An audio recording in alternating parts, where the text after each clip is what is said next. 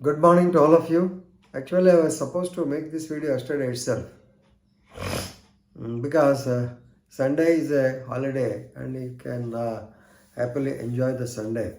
Anyway, we are going to discuss, of course, connected legal matter but straight not legal matter.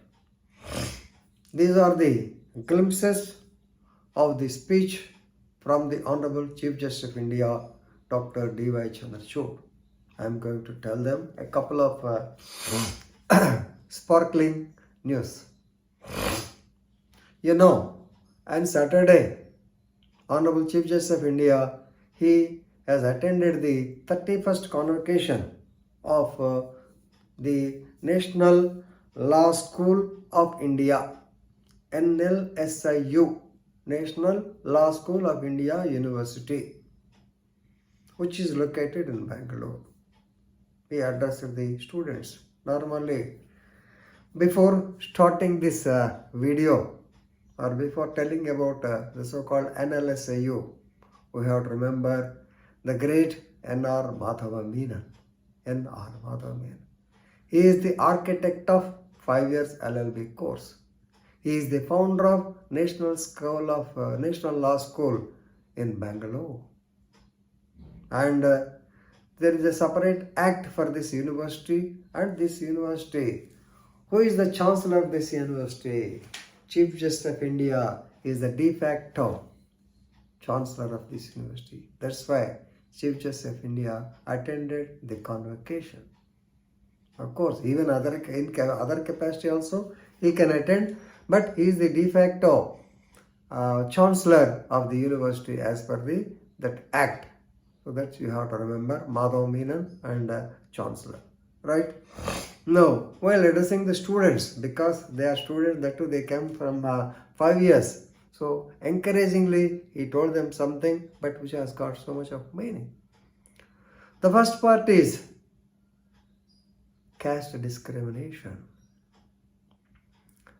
Very recently, when Chief Justice of India was interacting with certain interns or junior advocates, they stated that after completing their law, they got enrolled and they have to appear for the All India Bar examination. Before that, they wanted to do internship or as they wanted to work as junior advocates and a lawyer. A group of 3 to 4 people, they approached a law firm or they approached a senior lawyer. They are allowed to go. After a few days, maybe after 2 days or 3 days, the senior advocate inquired about their caste, and one person belonged to certain caste. The advocate, you know what the advocate said? My dear friend, you don't come to my office from tomorrow. He has got that adverseness towards the caste. Is it not discrimination? How an advocate should behave? Normally, it happens in Vijayawada. I don't know, it's correct because as an elder man, I should not tell it. Suppose if you want to stay in Vijayawada, particularly in some areas, they will ask your caste, whether you belong to certain caste or not. They will directly say, we will give the house to so-and-so caste, not to other people. We can't help. But as an advocate, please remember, the CJ, I said, he was filled with desperation, having known the incident. As the lawyers, we are keenly observing the society and we are focusing the injustices done in the society. So we have to practice and uphold the constitutional ethos, the constitutional values, more than a common citizen. Vijayawada people, they can say, we don't want to give it some other. But as an advocate, you can't say like this. So, for example, I take the example of Mr. Mohan Das. He is the senior advocate in Bangalore. He is also having Mr. Daggubati Sinu, who belongs to one community, Manohar, going to Alam community, Babu Rao, belonging to SC community, and Saho, Chittibabu, he belongs to some other community, I don't know, maybe SC or ST. Like that, it's filled with so many people. And that Muslim girl a woman is also there. I do not remember her name. So likewise, the office can be filled up with so many castes because we are in a society. Ours is a democracy. But having learned the caste of a particular person, the advocate should not have said, don't come to my office. It's very bad. And second joke. So lawyer marrying another lawyer. He has had his own personal experience. CJI's first wife, she's no more. She was also lawyer.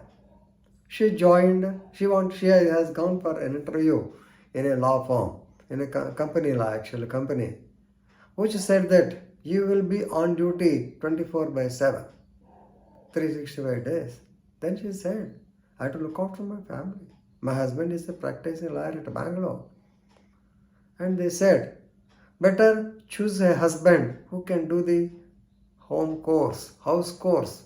That means just like wife who will attend the household course, then CHO he assigned.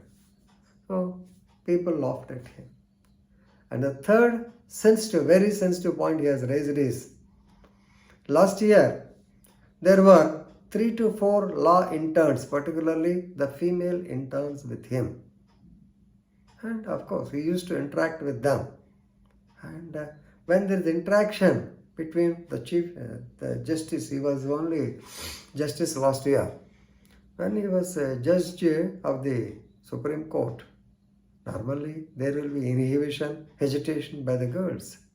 But since he had a frank discussion with them on occasions, some occasions, that is when they are actually, I can't say suffering, when they are feeling with the so-called menstrual clamps, menstrual cycles, they requested him, my lord, can we work from home? Because they are research students, they will say this judgment, that judgment, like it. Will submit the information through computers. He is agreed for that.